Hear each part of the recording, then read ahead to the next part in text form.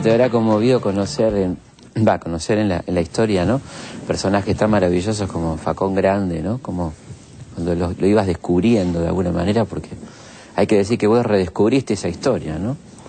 Qué hermoso personaje, Facón Grande, don José Font. El gaucho que se jugó por los peones rurales. Porque realidad, él no era peón, él tenía una tropa de carros. No era un hombre que estuviera mal económicamente, digamos. No. Claro. Y cuando vinieron los peones rurales le dijeron: don José Font, queremos que usted nos represente. Vamos a la huelga. Y él lo pensó y dijo: bueno, lo voy a hacer porque ustedes tienen razón. Y salió al frente. Y ahí se metió. Y el Gallego Soto, ¿no? Otro personaje maravilloso. Y el Gallego Soto. El Gallego Soto es un personaje increíble, anarquista, ¿no? Con esa verba que hablaba. Tenía 26 años. Y don José Font fue fusilado. Y ahí, muy cerca donde fue fusilado, ahí está el monumento. Está el monumento. Precioso monumento que inauguramos hace unos 8 años. Como están también en la entrada de Puerto San Julián, está el monumento a Albino Argüelles, el dirigente sindical de allí, que fue fusilado también. Fue fusilado por el capitán Anaya. En Puerto Santa Cruz hay un monumento a los fusilados también. Una calle de Río Gallego se llama Antonio Soto. Y en la estancia Lanita, donde está la más numerosa de las tumbas masivas, está el monumento a los fusilados de la estancia Lanita.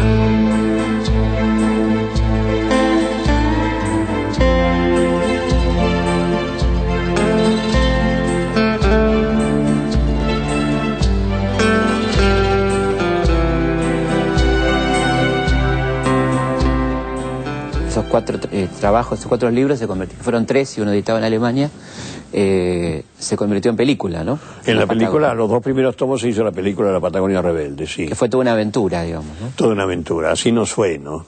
Y tuvieron 8 años de exilio me costó. Tuvieron el apoyo de un hombre muy digno que se fue hace poco, que fue Zepernik, ¿no? Don Jorge Zepernik. Si el film se pudo hacer, fue por don Jorge Zepernik, el gobernador de Santa Cruz, que realmente nos allanó todas las dificultades.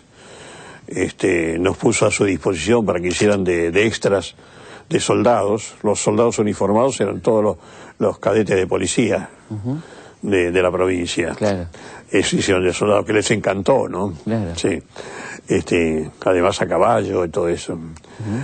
Bueno, nos dio los lugares en las estancias que él había expropiado a los ingleses. Ahí lo filmamos. Bueno, y el gobernador Zepernik fue muy amigo mío y me marcó muchísimos lugares. Me llevó, cuando él no era gobernador y yo hice la investigación, en su Fiat 600, bueno, por esas distancias enormes, esos caminos llenos de piedra, cómo saltábamos con él. De estancia en estancia, porque él sabía dónde vivía alguien que sabía que vivía todavía, etcétera, etcétera. Así que yo le tengo mucho recuerdo de ese gobernador, que la pagó muy duro, ¿no? Sí. Estuvo 6 años preso por haber permitido la filmación de la Patagonia. La acusación principal era esa, ¿no? Era esa. Lo que más les molestó, digamos. Lo que más les molestó al ejército fue eso. Y bueno, la pagaron muy caro ustedes también, ¿no? Haber filmado esa película. La pagamos muy caro. Y los actores principales también tuvieron que irse al exilio. O, por ejemplo, no pudieron filmar por muchos años. Durante la dictadura no filmaron más. Que bueno, te lo perdonaron nunca. Y a mí no me lo perdonaron, ¿no? Los historiadores militares tampoco. Vea, don Soto, yo no entiendo nada de política, pero si se trata de ayudar a la peonada, cuente conmigo. No esperaba menos. Usted sabe que los pesos me los gano con mi flota de carro, pero siempre he estado con los de abajo. Más de una vez me han sobado el lomo por exigir la paga justa. Eso no se olvida. Y cuando hay que pelear, peleo. Por algo me llaman Facón Grande. Y en aquel momento, estamos hablando de los 70, vos tuviste una postura crítica, por lo menos de no adherirte a lo que era muy frecuente, que era la participación en la lucha armada, ¿no? Digamos, la elección de la vía armada para el cambio de la sociedad. Y tenías amigos muy muy queridos que sí optaron por ese Muy camino, queridos, ¿no? sí. Yo discutí con ellos porque Estamos hablando, por yo tenía la ejemplo, experiencia, había estudiado todo el movimiento anarquista, el movimiento de lucha anarquista de los anarquistas expropiadores, que querían sí llegar al poder a través de la revolución armada y todo eso. ¿Y dónde murieron los mejores de esa lucha armada? Entonces, en ese periodo, los fines de los 60 y los principios de los 70, yo hablé con muchos de ellos, discutí con el querido Rodolfo Walsh, que para mí siempre fue el mejor de todos, que no iba a esto de la lucha armada. Claro. Como también cuando esa pregunta mía tenía, que le hice yo al Che Guevara, porque claro, después de la Revolución Cubana, todos ya, los ejércitos, todos se habían preparado para, como decían, el peligro de la guerrilla, ¿no? Y Estados Unidos también, la contrainsurgencia. Claro. Ya no era lo mismo como cuando los cubanos hicieron esa revolución.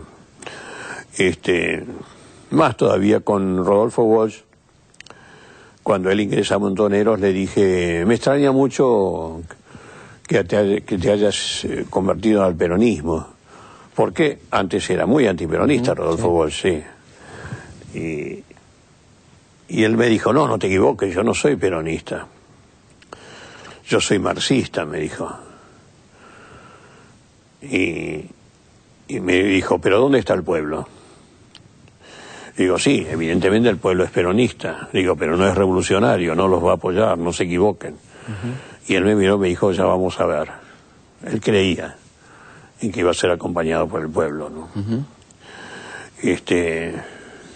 Yo esto no lo cuento como si yo tuviera razón o como como soy un sabio, porque yo no hice ninguna revolución. Todo lo contrario, ¿no? Es decir, ellos corrieron ese peligro, ¿no?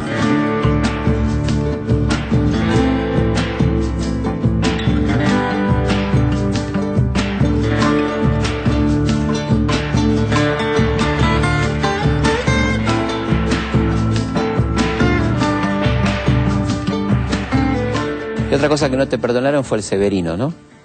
El idealista de la violencia. Y el Severino fue el primer libro y nunca pudo filmarse hasta ahora. Siempre hubo problemas cuando se presentaba el libro, porque antes había que presentar el libro a la censura. Claro. Y la censura decía sí o no antes de la película. Y después se hacía la filmación y había que presentar de nuevo la película. Claro.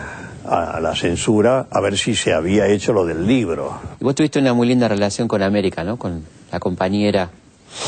Claro, con América Escarfó, que fue la compañera de Severino Di Giovanni. Y que tenía 17 años cuando ella se enamoró de Severino. Bueno, y yo encontré las cartas de amor que Severino le escribía a América. Y bueno, las pudimos rescatar, esa carta de amor, porque estaban todos en el archivo del Museo Policial. Ahí las descubrí.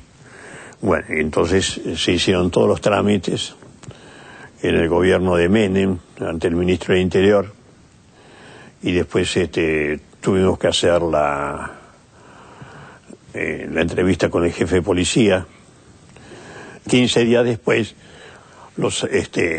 me llama el ministro del Interior,